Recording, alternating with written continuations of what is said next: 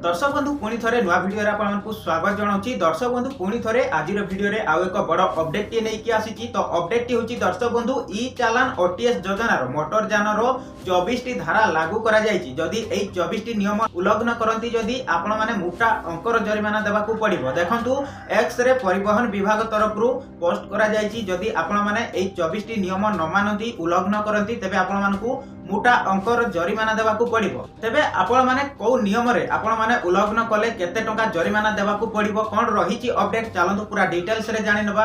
तो सेति पई वीडियो टी को शेष पर्यंत देखिबे पूरा डिटेल्स रे जानि पारिबे। ता सहित चैनल रे जदि नुआ विजिट करजंती वीडियो टी को लाइक करनेबे, चैनल को मध्ये सब्सक्राइब करकी पाखरे थिबा बेल आइकन घंटी को भी ऑल रे सिलेक्ट करके रखिबे। आगो एमती आपण माने नुआ नुआ अपडेट पाई पारिबे। तो सेति पई वीडियो टी को लाइक करनियंतु, चैनल को मध्ये सब्सक्राइब करकी पाखरे थिबा घंटी चिन्ह को भी ऑल रे सिलेक्ट करके रखंतु। तबे दर्शक बंधु परिवहन विभाग तरफ जो एक्स रे पोस्ट करा जायछि 24 टी धारा लागू करा जायछि। एई 24 टी धारा आपण माने को धारा जदि आपण माने भूल करंती आपण मानकू केते जरिमाना देबाकू पड़िबो कोन रहिछि अपडेट चलंतु पूरा डिटेल्स रे जानि नबा।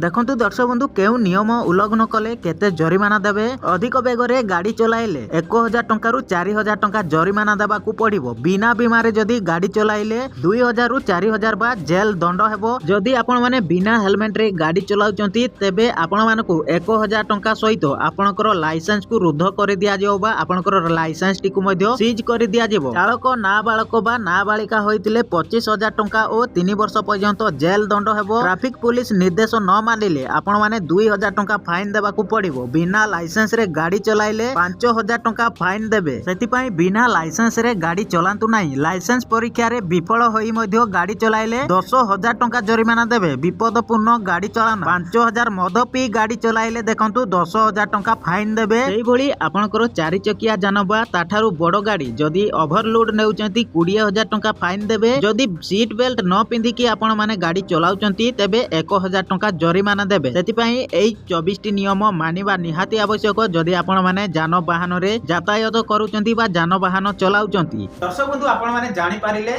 जदि आपण माने एई 24 टी नियम न मानती किबा आपण माने उल्लंघन करंती तेबे आपण माने मोटा अंकर जरिमाना देबाकू पड़िबो। सेतिपई जदि आपण माने कोनोसी जान वाहन चलाउचंती तेबे एई नियम गुडाक फॉलो करंतु नचेत आपण माने मोटा अंकर जरिमाना देबाकू पड़िबो। तो वीडियो केमिति लागला निहाती कमेंट बॉक्स रे कमेंट करबे। चैनल रे जदि नुआ विजिट करजंती वीडियो टी को लाइक करनेबे, चैनल को मध्ये सब्सक्राइब करके पाखरे थिबा बेल आइकन घंटी को भी ऑल रे सिलेक्ट करके रखिबे।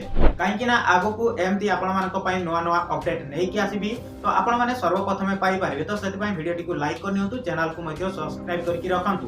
तो दर्शक बंधु एतिकरे विदाय दियंतु, रहुची पुणी देखा हबो नेक्स्ट वीडियो रे।